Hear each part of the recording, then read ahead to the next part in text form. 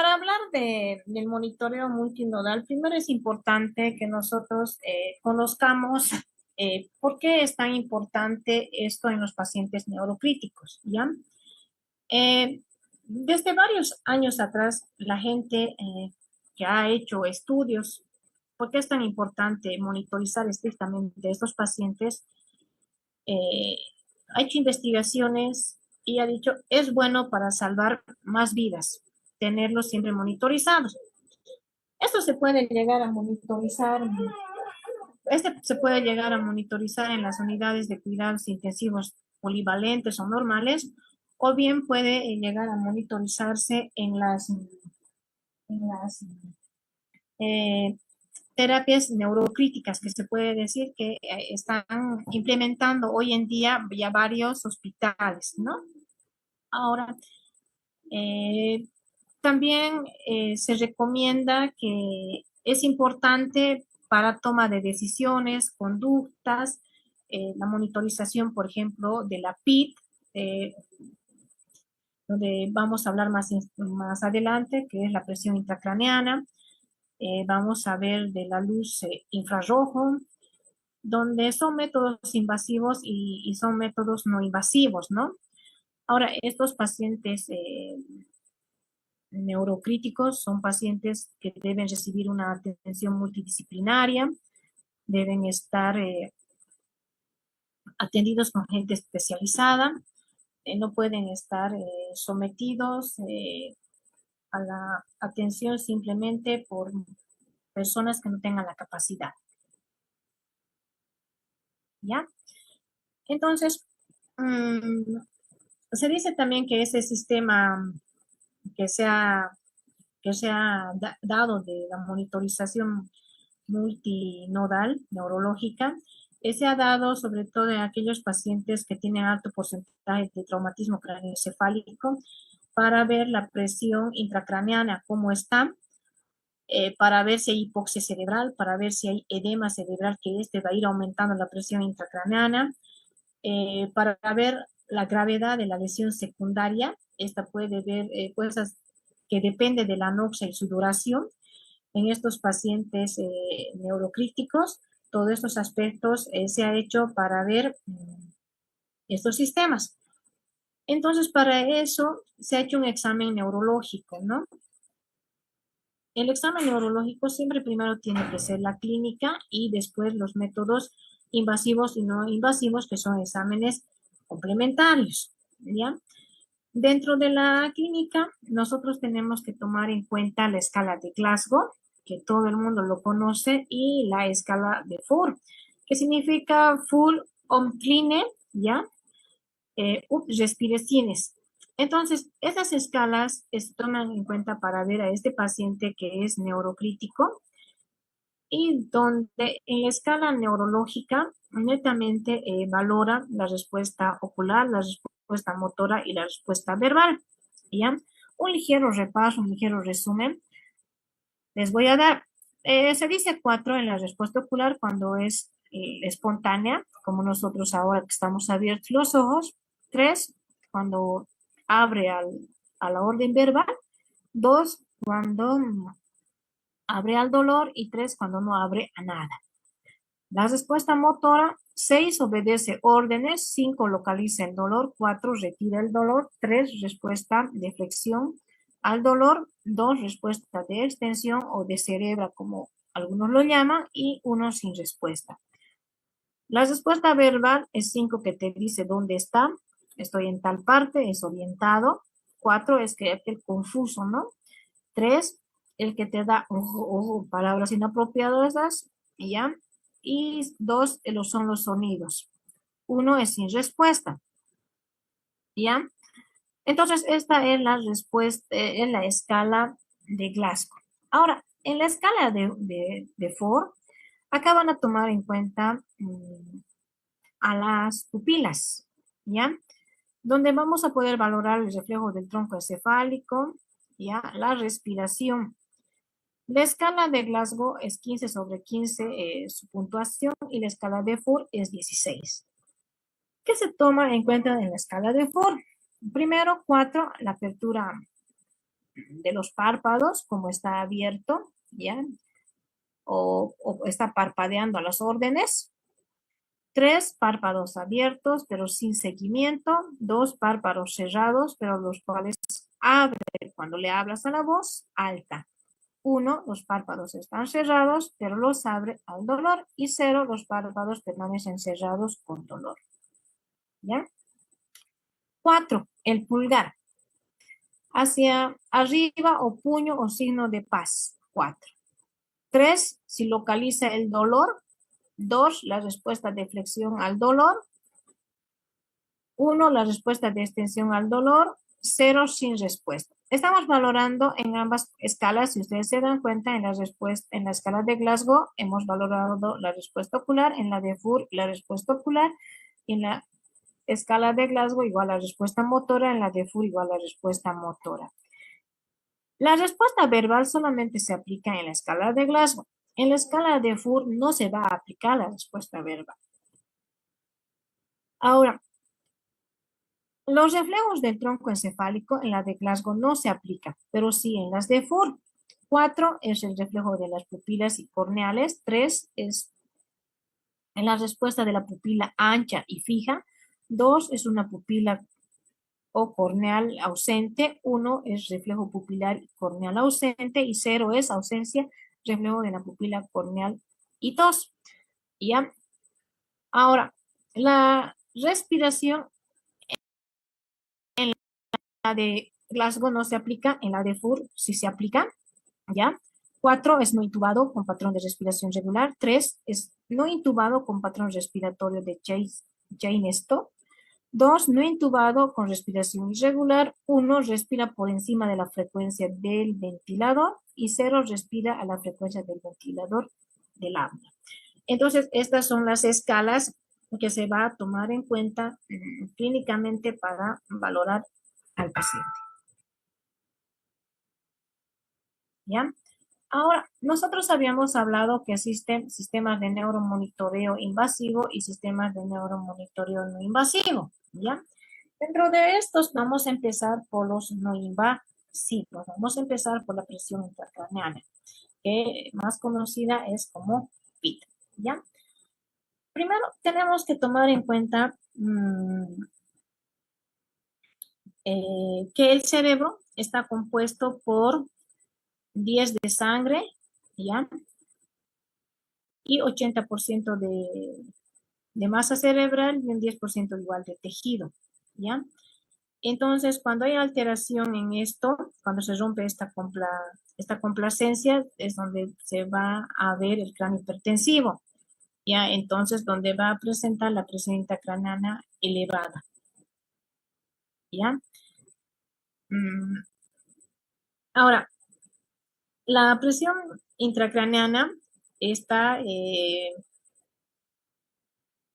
depende de la presión de perfusión cerebral, ¿ya? Se obtiene de la diferencia de la presión de perfusión cerebral con la presión arterial media, ¿ya? Entonces, de esta forma nosotros vamos a tomar en cuenta a la presión de perfusión cerebral, ¿ya? Lo normal es de 60 a 80, que debe tener la presión de perfusión cerebral, ¿ya? Ahora, la resistencia vascular cerebral, ¿ya? Del oxígeno y del dióxido de carbono y el consumo metabólico de oxígeno, tenemos que tomar en cuenta para tener una PAN mayor a 80 milímetros de mercurio, ¿ya? Ahora, han hecho estudios, ¿no? Según Brian Trauma Fundación, ya para el tratamiento de estos pacientes que están hipotensos, que nosotros habíamos dicho que nuestro objetivo es mantener una PAN de 80, entonces se toma en cuenta de acuerdo a la edad, ¿ya? Donde dice que la presión sistólica tiene que estar mayor a 100 en la edad de 50 a 69 y en la edad de 15 a 49 y en ancianos mayores a 70 años la sistólica tiene que estar por encima de 110, ¿ya? Ahora, si el paciente netamente es hipertenso, tiene que estar la presión arterial sistólica menor a 100 60, ¿ya? El monitoreo invasivo de la PIT, esta tiene que ser continua. Se dice que es el estándar de oro, especialmente en los pacientes con TEP o pacientes con trauma craneoencefálicos severos. Esto aporta una importante información, sobre todo en el cráneo hipertensivo. Esto ayuda en la medición global de todo el cerebro y nos va a ayudar a ver cómo está la PIT, ¿ya? Ahora, ha habido estudios, ¿no? Como la Seattle del 19, la Sociedad Mundial de Cirugía.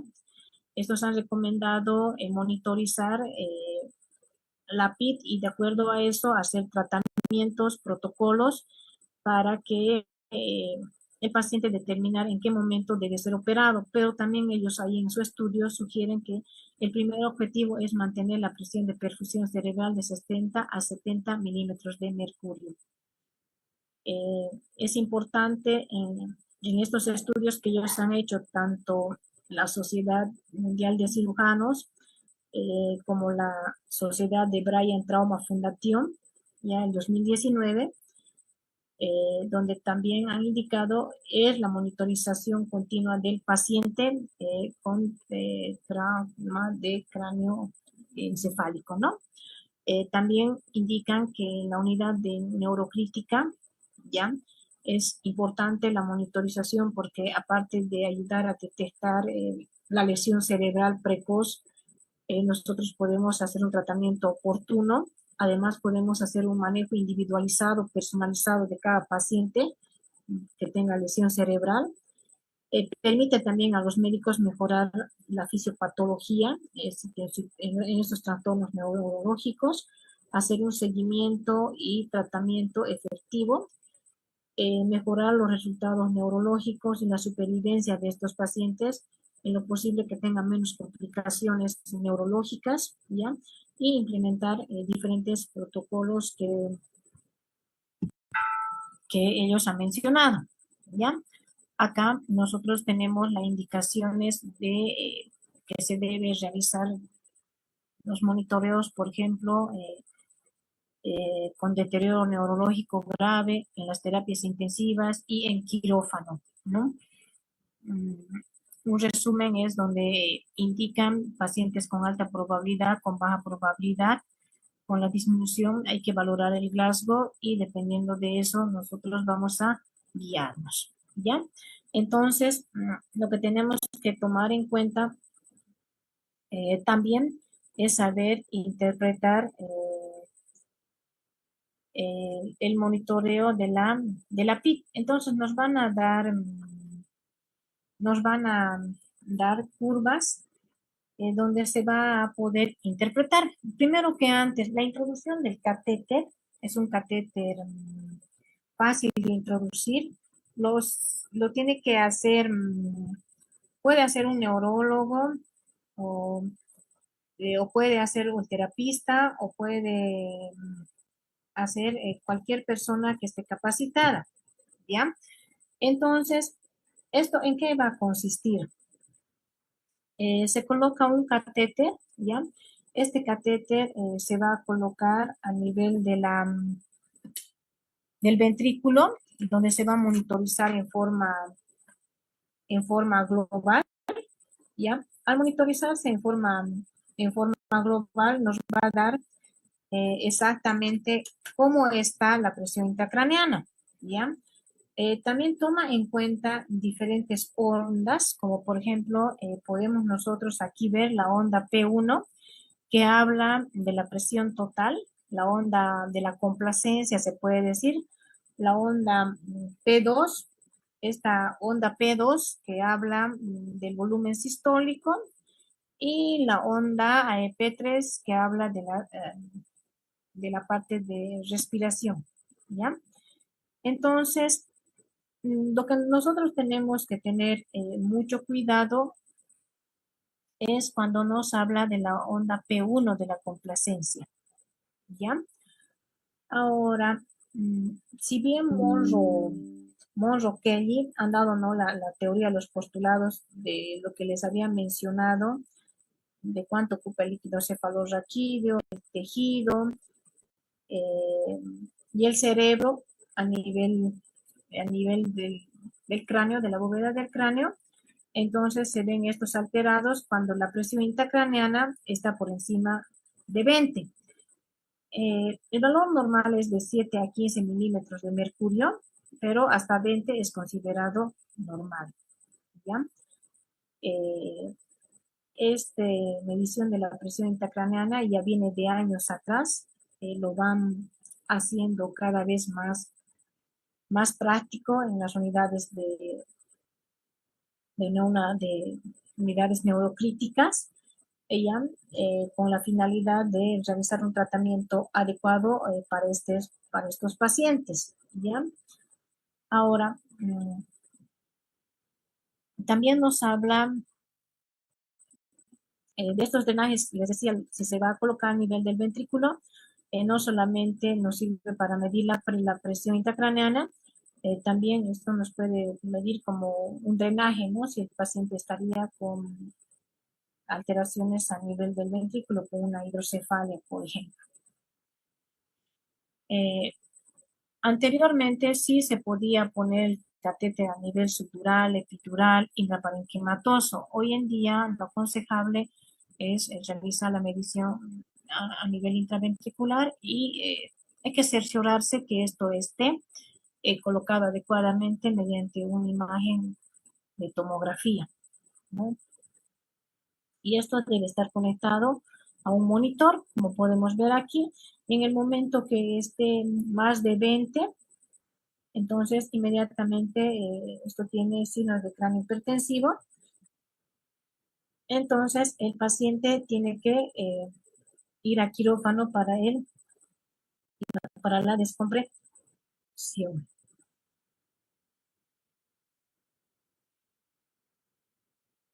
Ahora, también nos hablan de otras, ¿no? De otras ondas, como acá ya habíamos mencionado la presión sistólica, el tidal y la onda dicrómica, como hemos mencionado acá. Podemos ver en esta imagen, por ejemplo, cuando la complacencia es normal, se va a ver de esta forma el patrón. En P1, que nos habla del volumen total, es normal. En P2 y P3 sí está alterada. Acá habíamos dicho que P2 y P3 es el volumen sistólico y el dicrotrómico. Luego, si vemos la complacencia reducida, vamos a ver esta imagen, ¿ya? Y donde va a estar alterada las tres, tanto la P1, P2, P3 complacencia, la dicrómica y el volumen total, o tidal. Ahora, si vemos alteraciones en el mecanismo de autorregulación, en la clase 2 del patrón vamos a ver igual alteradas en P1, P2 y P3. Si vemos la autorregulación y la complacencia pérdida, vamos a igual poder ver esta morfología piramidal en la etapa final. O sea, se puede ver acá las alteraciones a nivel del, de la monitorización del cráneo hipertensivo, ¿ya? Asimismo, también se puede decir que toman diferentes parámetros. Algunos lo clasifican si tiene entre 20, 25, 29, que la presión intracraneana está levemente elevada. De 25 hasta 35 lo dicen moderadamente, y más de 35 a 45 que significa que está severamente elevada. Pero nosotros lo que tenemos que saber cuando está por encima de 20 es signo de cráneo hipertensivo y tiene que operar, que la PIB está elevada. Algunas personas que ya son más expertas en manejar, bueno, capaz esperan, porque puede ser que han tenido resultados buenos, pero nosotros con decir 20 ya tenemos que llamar inmediatamente al neurólogo para que entre a quirófano y puede hacer su tratamiento o correspondiente. Ahora vamos a hablar también de otro método que no es, que es también invasivo, donde hablamos de la monitorización de la oxigenación cerebral.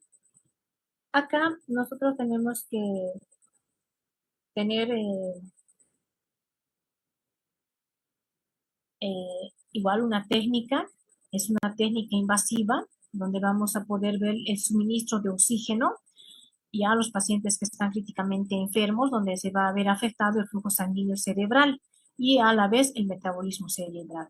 Entonces es por ello que nosotros tenemos que monitorizar, ¿no?, en la oxigenación y el consumo de oxígeno, y que de acuerdo a eso vamos a poder determinar o vamos a poder hacer un pronóstico por la lesión cerebral que el paciente tendría, siempre y cuando esta sea aguda.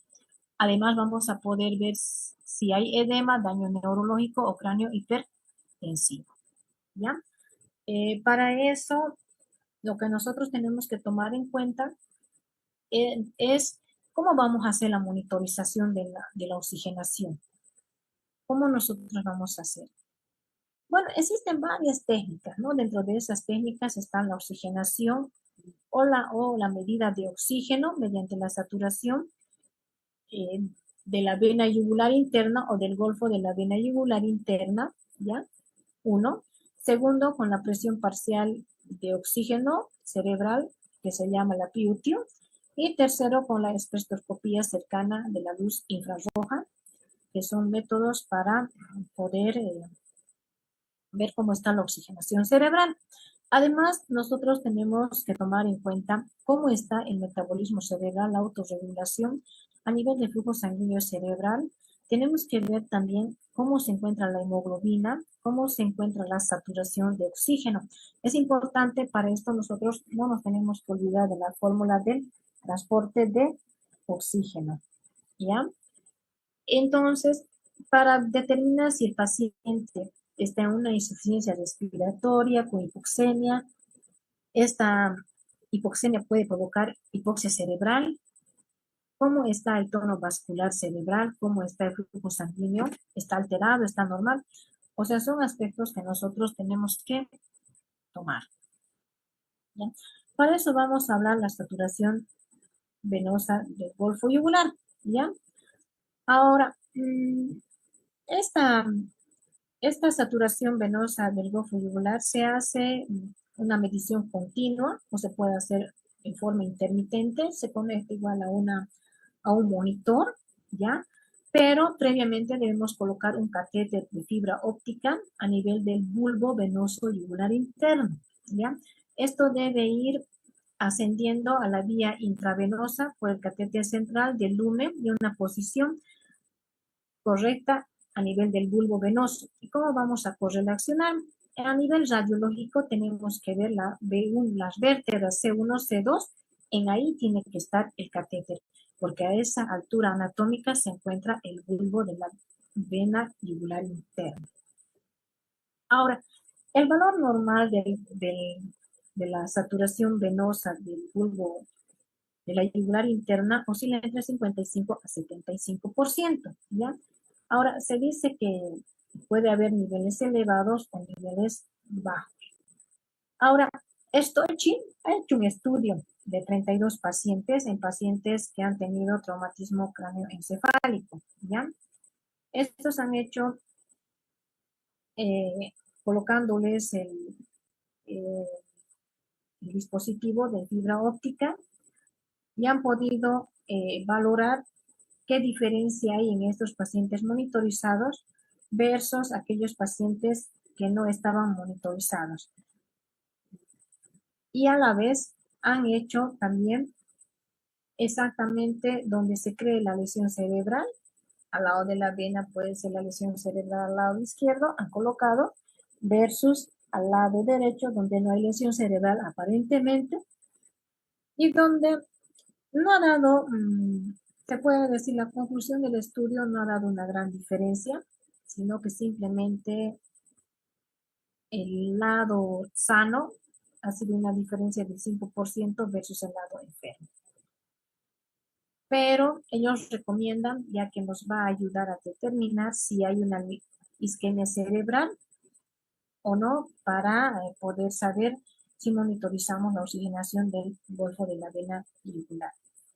Ahora, también indica que si disminuye la saturación de la vena del golfo yugular o la oxigenación cerebral, entonces esto puede también el cerebro cursar con una hipoxia cerebral, entonces por insuficiencia de suministro de oxígeno. Ahora, ¿por qué estaría insuficiente el suministro de oxígeno si el paciente está bien ventilado, está con un FiO2 al 100%, por ejemplo? Podría ser.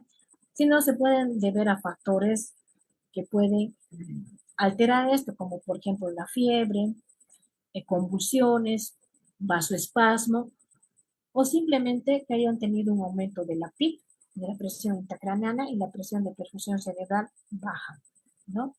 Entonces, esto va a estar alterada, entonces no va a haber buena oxigenación a nivel del cerebro. Ahora, acá podemos ver en esta imagen los mecanismos fisiopatológicos. Esto es en condiciones patológicas asociadas, por ejemplo, la caída del suministro del oxígeno arterial, por ejemplo, en isquemia cerebral, hipotensión sistémica, estenosis carótida, aumento de la PIC, un vasoespasmo, en caída del contenido del oxígeno arterial, el paciente que está hiperventilado, con alteraciones del dióxido de carbono, una hiposemia, síndrome de distrés respiratorio agudo, anemia, alteraciones en la hemoglobina y el aumento del consumo de oxígeno en fiebre, convulsiones, temblores, como yo les había dicho. Eso significa que están menor al 55%, ¿ya? Pero si está mayor al 75%, esto se va a ver en hiperemia cerebral, hipotermia, sedación y muerte encefálica, lo que habíamos hablado anteriormente. Entonces, los resultados de la saturación venosa del bulbo de la vena yugular tiene que ser en 55 hasta 75. No puede estar más. ¿Ya? Ahora, asimismo, también podemos mencionar que puede igual haber alguna alteración si nosotros no llegamos a comprobar el catéter que esté bien colocado. El catéter puede estar en forma incorrecta colocada o el catéter puede tener oclusión. O sea, problemas técnicos puede tener de la saturación venosa yugular de oxígeno, ¿ya? O bien puede haber una contaminación, puede ser en pacientes que tengan un flujo sanguíneo bajo, una isquemia cerebral o contaminación extracerebral, ¿ya? Ahora, también estos pacientes pueden tener anomalías anatómicas. Por ejemplo, a nivel del drenaje venoso cerebral, no se va a poder colocar en forma adecuada el catéter a nivel del bulbo yugular. Entonces podemos colocar a otro lugar, igual ahí puede darnos falsos positivos. Y las infecciones, el 37%, del 1 al 8% pueden ser por alguna infección que nosotros hayamos arrastrado al momento de colocar, donde se van a ver más gran positivos a nivel de este trayecto. Entonces, como nosotros podemos ver, esta saturación de la vena yugular también tiene complicaciones y también llega a tener limitaciones, ¿no? Un estudio que hicieron Copinam, este informó una correlación entre la desaturación del bulbo de la vena yugular y el pronóstico neurológico en una lesión cerebral, ¿no? Si el paciente constantemente llega a tener desaturación, este tiene mal pronóstico. Hasta un 90% de los casos el paciente puede llegar a fallecer, ¿no? Entonces, lo que nos recomiendan a nosotros, en conclusión, es hacer un adecuado monitoreo y siempre nosotros tenemos que saber si el catéter está en adecuada posición. Esto es operador dependiente, igual lo tienen que hacer las personas que tienen alta capacidad, alta técnica, preparación para no tener falsos positivos. Y además tenemos que ver las limitaciones que les he mencionado anteriormente, no tenerlas, para usar mano de esta forma de monitoreo multinodal en paciente neurológico. Ahora vamos a hablar de la PUT, o también se llama presión parcial de oxígeno del parénquima cerebral. ¿Ya? Esto ya se ha venido estudiando de años atrás, como el resto de los monitoreos, ¿ya? Igual, siempre lo han dado, se puede decir en forma primordial, a los pacientes que presentan trauma cráneoencefálico, ¿no? Para ver cómo están a nivel fisiológico, fisiopatológico, ¿no? Ven cómo está la hipoxia cerebral, ¿ya? Ahora este monitoreo de la presión tisular parcial de oxígeno cerebral o la PUTU surgió como un método para evitar la hipoxia o la hipoxia isquémica cerebral, ¿no? Durante la hiperventilación que se hace con la PIT. Este método es fácil, se puede monitorizar con facilidad, donde se utiliza un catéter ya para introducir con doble luz, que se emplea un electrodo de 14 milímetros de longitud. Este se va a colocar en el tejido de riesgo, o también se puede colocar en la área de penumbra o periisquémico, como quieran llamarlo, ¿ya?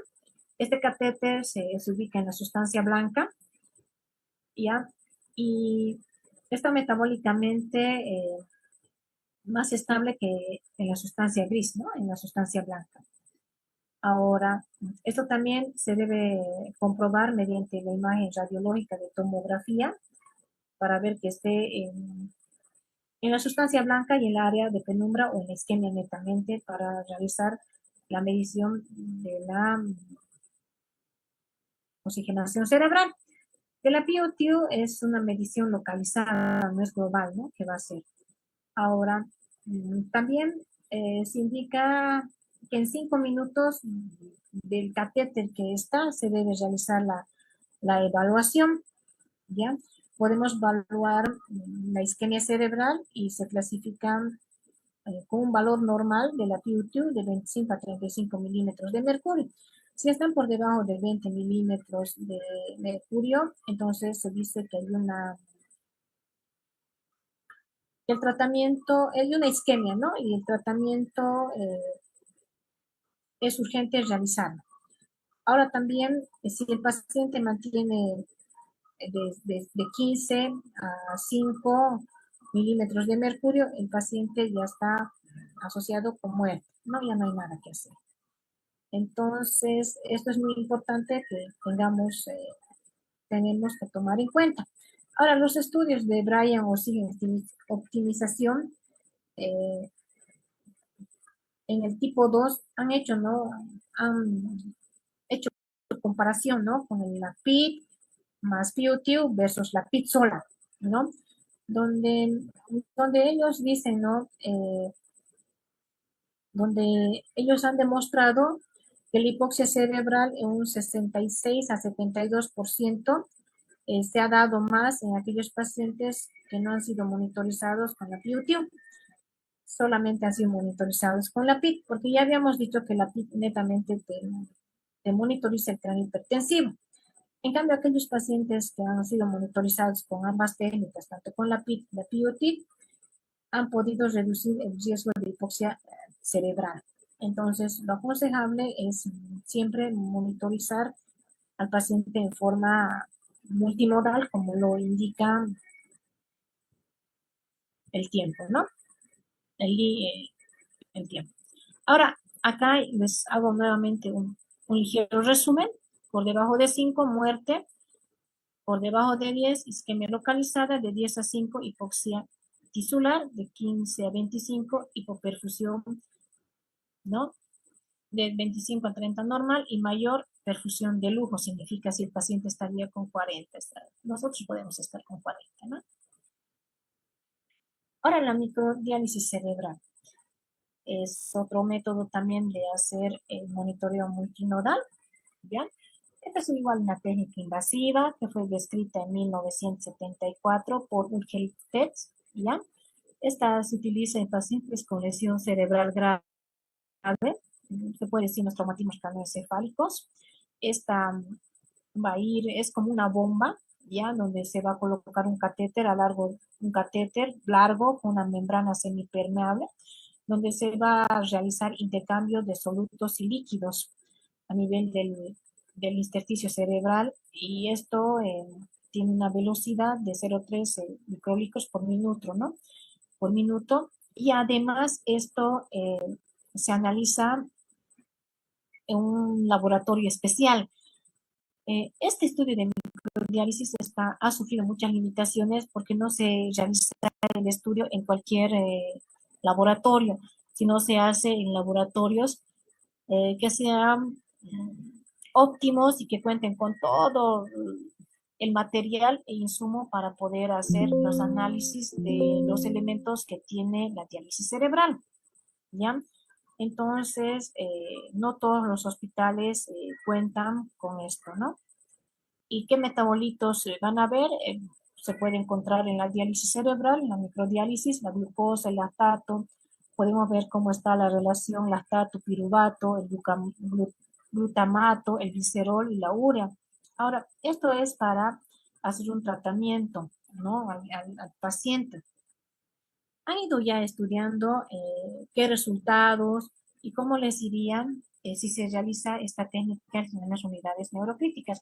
Desde el 2014 han ido presentando diferentes ensayos clínicos, estadísticas, donde han indicado que la diálisis cerebral, aparte de, como su nombre dice, de sacar solutos, ayuda mucho al paciente en la desintoxicación del propio cerebro, ¿no? Entonces, dice que la monitorización de la glucosa por microdiálisis se utiliza varios puntos de corte y donde se va a considerar eh, adecuado para el paciente eh, esta forma de diálisis cerebral siempre y cuando el paciente mantenga por lo menos estos valores. Por ejemplo, la glucosa debe estar con un valor medio de 1,7 más o menos 0,9 miliosmoles por litro. El lactato de 2,9 más o menos 0,9 miliosmoles por litro. El piruvato de 166 más o menos 47 micromoles por decilitro. La relación del lactato-piruvato 23 más o menos 4 miliosmoles por litro. El glicerol 82 más o menos 44 micromoles por litro. El glutamato 16 más o menos 16 milismoles por litro, y la urea 4,4 más o menos 1,7 milismoles por litro, ¿no? Entonces, hayan podido ver estas relaciones que deben tener el análisis en el laboratorio mediante la diálisis o microdiálisis cerebral, donde se hace un lavado también del cerebro que estaría contaminado por estas sustancias, y que estas sustancias no tienen que estar elevadas a este valor, porque si no son tóxicas para el cerebro. Entonces, hay limitaciones también para la microdiálisis, como una limitación es laboratorio específico y la otra también saber insertar el catéter donde la sustancia blanca en el área de penumbra, ¿no? Igual se puede comprobar con imagen de tomografía para ver si está o no está en el lugar indicado. También que solamente va a hacer la diálisis, microdiálisis del cerebro de la área de penumbra, o sea, no es global. Esa es una de las limitaciones también que presenta, pero también da utilidad.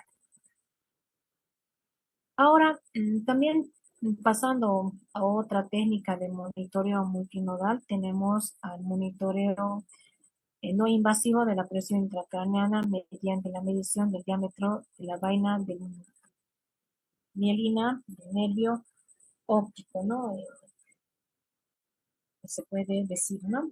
Ahora, esta vaina de mielina del nervio óptico es continuación de la dura madre, ¿no? Anatómicamente lo sabemos eso, ¿no? Esta va a envolver a la órbita y se va a superponer por el líquido cefalorraquídeo a nivel del espacio subaranoideo, ¿no? Ahora, ¿cómo aumenta la PIT? La causa de distribución del líquido cefalorraquídeo que habíamos dicho va a distinguir como si hay se distiende, ¿no? La vaina del nervio y esto eleva el diámetro. Entonces, esta técnica se puede medir mediante una ecografía o ultrasonografía, ya donde vamos a medir el diámetro de la vaina mielínica del nervio óptico. Y esto no es un método invasivo, pero se puede medir una estimación de la PIT.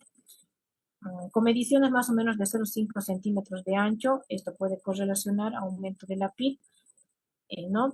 Y esto se va ya varios años, ya han ido estudiando y donde han mostrado una sensibilidad del 100% y una especificidad del 63%. Pero también dicen, ¿no?, que por la necesidad de estandarizada se ha hecho varios cortes basales de acuerdo a la población con la que nosotros nos hemos encontrado, ¿no? Y, y a la vez dice que es un método que nos ayuda y que no es invasivo, donde podemos medir la PIT. Hay estudios, ¿no?, que han hecho, por ejemplo, un metaanálisis, ROBAC, ha hecho de 320 pacientes, donde ha evaluado la presión diagnóstico del nervio, de la vaina mielínica del nervio óptico, ¿no? Eh, donde ha demostrado, donde dice que ha dado buenos resultados hacer este tipo de monitorización, ya que no es invasiva, ¿no? Pero a la vez también indica, dentro de las limitaciones, que esto es operador dependiente y que también puede tener contraindicaciones. Por ejemplo, no se puede hacer si el paciente tiene tumores oculares, alguna lesión a nivel ocular, entonces no se puede hacer esta forma de monitorización. Pero la ventaja grande es que no es invasiva como las otras y que también te puede dar parámetros de cráneo hipertensivo donde la PIT está con un valor a 20 milímetros de mercurio, ¿no? Entonces, tienes que avisar inmediatamente al neurólogo y decirle, bueno, mira, este paciente tiene cráneo hipertensivo y tienes que entrar al quirófano, ¿no? Antes que se enclave, ¿no? Entonces, esa capacidad también te da.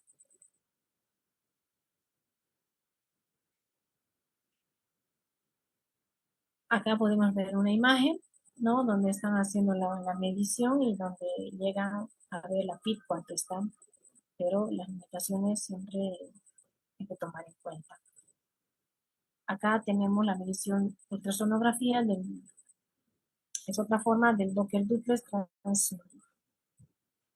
transcraneal, ¿no? Entonces, donde te dan formas de monitorizar y donde tienes que tomar en cuenta.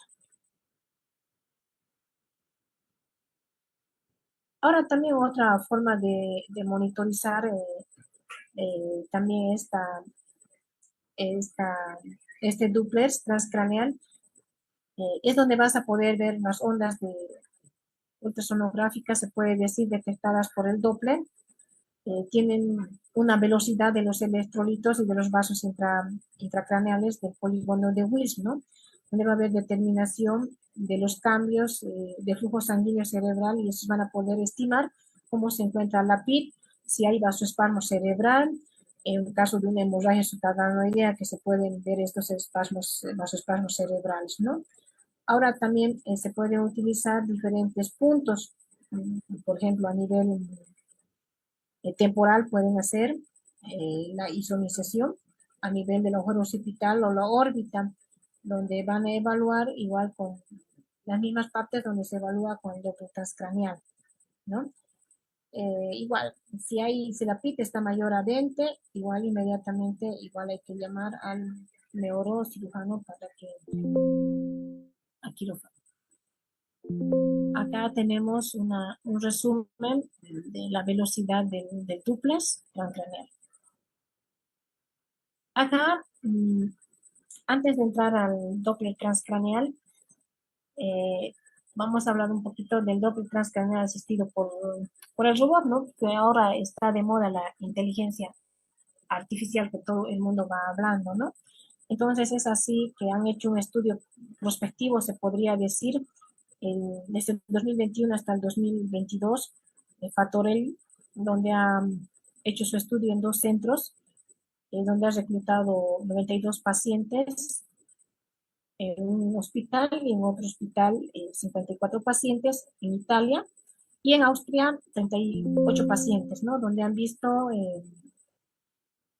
cómo está, si el paciente tiene lesiones, qué procedimientos invasivos se ha realizado en este paciente, cómo se ha monitorizado, cómo está la arteria cerebral media, qué dispositivo del Doppler transcraneal robot ha utilizado. O sea, son estudios que han hecho dándole importancia a la inteligencia artificial, ¿no? Entonces, donde la comparación ha presentado diferencias en las velocidades, ¿no? Eh, la diferencia, por ejemplo, de 8.8 centímetros en segundo, con una diferencia de 6.8. Entonces, lo que han concluido estos autores es que la inteligencia artificial es una herramienta segura. Ellos dicen que es fiable y es apta para poder hacer la monitorización hemodinámica en tiempo real. Ahora, la verdad no sé si es así como ellos han concluido su estudio o realmente el robot o la inteligencia artificial a nosotros nos está ocupando nuestro puesto. Es así por eso que nosotros cada vez tenemos que actualizarnos y seguir preparándonos, ¿no? Para no dejar que un robot nos gane. Nosotros, a la diferencia del robot, tenemos la parte del razonamiento, ¿no? Bien. Ahora también nos hablan de la pupilometría automatizada. Esto también es una forma de evaluar la parte clínica de las pupilas, ¿no? Pero también hay limitaciones, ¿no? En este monitoreo multinodal hablan de cómo está la pupilometría, pero dicen que es una baja fiabilidad eh, porque no se puede comparar la pupilometría automatizada porque también es operador dependiente, ¿no? Pero este método se puede utilizar un dispositivo tipo escáner, ¿no? De óptico infrarrojo portátil, que va a permitir ver cómo está el tamaño de la pupila está alterada, presenta alguna alteración a nivel del reflejo, fisiológicamente si hay cráneo hipertensivo, va a evaluar cómo está la velocidad de contrición del índice de la pupila a nivel neurológico. O sea, va a haber diferentes aspectos, ¿no? En 40 pacientes que han hecho un estudio este mes de la pupilometría a nivel de traumatismos craneoencefálicos, estos dicen, si bien la pupilometría puede no ser un marcador sustituible confiable para la PIC, pero esta puede resultar como una herramienta útil para un pronóstico multinodal de la lesión cerebral, ¿no? Donde los valores de referencia mencionan que deben tener una PIC igual, ¿no? Mayor a 20 milímetros para decir si hay un cráneo hipertensivo o no. O sea, en resumen, no lo tomo mucho en cuenta a este estudio, pero algunos sí lo hablan y es importante por eso que lo estamos mencionando. ¿Ya? Asimismo, acá es donde vamos a hacer el eco doble transcraneal, ¿ya? El eco doble transcraneal es lo que nosotros tenemos que saber que tiene las ventanas transtemporal, transorbitaria, suboccipital y submandibular, donde vamos a poder ver a la cerebral anterior, cerebral media, a la occipital y a la arteria orbitaria, ¿no? Donde vamos a poder ver la velocidad del flujo sanguíneo y habíamos hablado en la parte de muerte encefálica, se ve ausencia de flujo sanguíneo, ¿no? Acá ya nos hablé del Doppler transcraneal, de la pulsimetría, ¿no? Entonces, eso es el Doppler transcraneal, igual que deben hacer una persona capacitada no puede hacerlo cualquier persona y para dar un diagnóstico como corresponde y no dar falsos positivos, ¿no? Ahora bien, continuando, hablamos de la espectroscopía cercana al infrarrojo. Esto también es una osimetría cerebral no invasiva, ¿no? Que se va a utilizar para medir la saturación del oxígeno regional. Esta se hace en los vasos cerebrales a nivel cortical. Igual se va a colocar dos almohadillas, ¿no? A cada lado de la línea media. En el seno sagital superior se puede decir, y se va a se va a ver con un punto de emisión de la luz y dos electrodos situados distantes entre cada emisor. Pueden estar con una distancia de 3 o 4 centímetros de este punto, ¿no? De cada electrodo que se ha colocado. Estos, esto sirve para monitorizar la profundidad de la arteria cerebral media, que se dice que tiene que tener una profundidad de 55 al 80%, ¿no?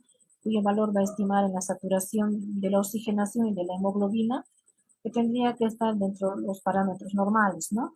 Así hay alteración, entonces igual esto va a estar alterado porque se va a reflejar que hay alteración en la hemoglobina y por ende en la saturación. O sea, va a estar alterada la fórmula de transporte de oxígeno, ¿no? Ahora, durante el monitoreo neurológico en pacientes que tienen el TEC, siempre estamos hablando de pacientes con TEC, eh, esta infrarroja no invasiva se puede decir que es un complemento de la PUT, ¿no? Ayuda, ¿no? A la PUT a monitorizar la saturación del oxígeno, ¿no? Del oxígeno cerebral. Ahora, en el 2019 han hecho ensayos DAVIS donde han reclutado 16 personas, o sea, poquitas personas, ¿no? No sé si vale la pena mencionarlo, pero igual lo mencionamos, donde han evaluado el poder predictivo del infrarrojo, donde sí se ha visto la detección de hipoxia moderada a grave, de 20 a 10 milímetros de mercurio respectivamente, ¿no? Y donde han dicho, sí, este paciente tiene hipoxia cerebral grave. Ahora, el electroencefalograma, se lo habíamos hablado a grandes rasgos en la muerte encefálica, pero acá lo vamos a hablar más. En pacientes neurocríticos, tenemos que tomar en cuenta que los aminoácidos están elevados, ¿ya? Y así también los neurotransmisores. Hay una hiperglicólisis de hierro, que esto se da por la extravasación de la hemorragia cerebral, ¿no? Y estos van a producir metabolitos tóxicos, como por ejemplo el glutamato, que hemos hablado en la diálisis, ¿no? Cerebral. A la vez, estos se puede ver en pacientes que tienen trauma, hemorragias cerebrales o que llegan a convulsionar. También es muy importante relacionarlos con la isquemia, ¿no?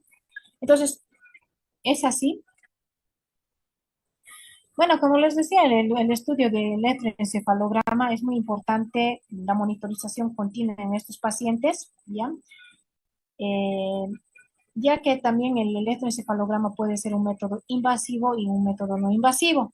Pero esto lo tiene que hacer, si es invasivo, es una técnica mediante electrodos que se van a colocar a nivel cintural, ¿ya? Tiene una profundidad intracortical y esto va a permitir detectar si hay hasta la mínima convulsión, ¿ya? Que digamos que nosotros no podemos ver a simple vista. El electroencefalograma invasivo que se coloca a nivel cintural, sí, este sí detecta la mínima convulsión en estos pacientes que nosotros no logramos visualizar las convulsiones.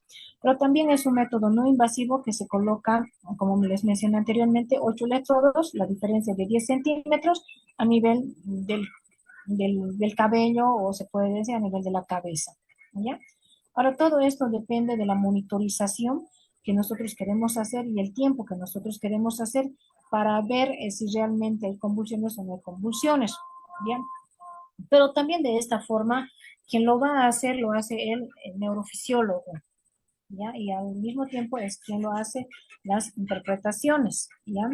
Ahora, Eh, si bien se dice que el electroencefalograma intermitente tiene una sensibilidad del 50% para detectar aquellas convulsiones que nosotros no detectamos en aquellos pacientes comatosos en las 48 horas, asimismo llega a tener la sensibilidad de 50 en estos pacientes que hemos hecho en forma invasiva del 87%, donde se va a ver las descargas de convulsiones. Entonces, lo que nosotros recomendamos es hacer electroencefalograma invasivo en todo caso, ¿no? Y ver cómo están, si hay o no hay convulsiones. Ahora, el electroencefalograma también puede detectar si hay isquemia, en el caso de hemorragias subparanoideas por aneurismas. Ve la relación que existe a nivel alfa y beta de los índices. También es útil para ayudar en el tratamiento y pronóstico de cirugías, por ejemplo, cirugías cerebrovasculares, intervención de la carótida, ¿no? Eh, y para ver sobre todo la actividad eléctrica. Ahora el electroencefalograma también cuenta con datos continuos, donde lo va a hacer la interpretación el neurólogo y te va a dar la información correspondiente, ¿no? Es una herramienta muy útil.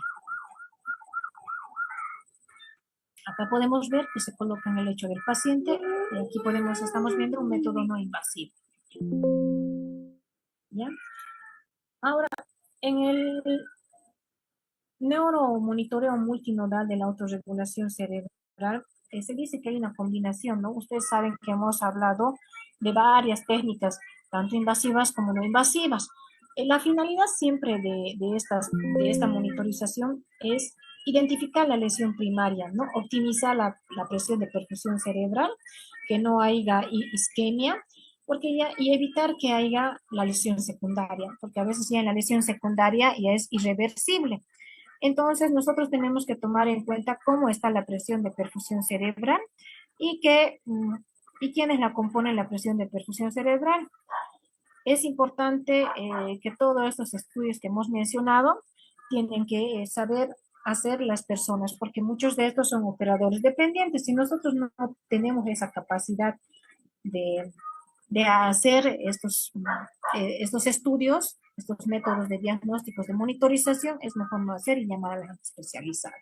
Entonces vamos a concluir que hoy en día cada día van implementando estas técnicas con la finalidad de que la tecnología vaya desarrollando, que haya menos desarrollo de la lesión secundaria y donde el paciente pueda tener menos complicaciones neurológicas a largo plazo o menos mortalidad, porque concluimos en esas dos cosas, ¿no? El paciente puede quedar con complicaciones neurológicas o bien el paciente puede llegar a fallecer. Entonces, eso es el monitoreo multinodal. Entonces, ahora, cuando nosotros nos encontramos en unidades neurocríticas o unidades polivalentes, como médicos residentes o médicos especialistas, tenemos que saber distinguir cuáles son los monitoreos invasivos y cuáles son los monitoreos no invasivos, ¿no? Si tenemos un monitoreo, se puede decir invasivo, entonces estamos hablando de la PI, ¿no? Que es un método invasivo. Estamos hablando de la saturación del bulbo de la vena yugular. Estamos hablando de la PUTU, la oxigenación cerebral, ¿no? Y también podemos decir del electroencefalograma, como habíamos visto que hay estudios que están haciendo que sí se puede colocar a nivel sutural. Ahora, si nosotros hablamos de métodos no invasivos, está el ecodoppler transcraneal, ¿no? Está el mismo electroencefalograma y está el infrarrojo. Y además la medición de la vaina del nervio óptico, igual que se hace mediante una ecografía. Pero lo que nosotros tenemos que recalcar siempre es que cada método de monitoreo multinodal es una ayuda diagnóstica para toma de conducta de nosotros. Lo que nosotros no nos tenemos que olvidar es en la clínica que el paciente va a llegar a tener. ¿Por qué? Porque no nos tenemos que olvidar de la escala de Ford, ¿ya? Y de la escala del Glasgow. Por lo menos que nosotros sepamos en Glasgow en qué consiste y cómo es para valorar al paciente, dependiendo de eso vamos a poder utilizar o no vamos a poder utilizar la herramienta que hemos mencionado para el monitoreo multinodal, ¿ya? Porque si nosotros no sabemos valorar el Glasgow, si decimos está en Glasgow de 12 cuando nuestro paciente está en Glasgow de 8, y eso ya significa intubación, al paciente está inconsciente, y porque hemos dicho 12 y somos malos residentes o malos intents, qué sé yo, o somos gente que nos hemos preparado, entonces al otro profesional lo vamos a hacer igual equivocar. Por eso un consejo sano es siempre uno tiene que cerciorarse de lo que uno está viendo, de lo que uno está visualizando, ¿no? Y creer en la clínica.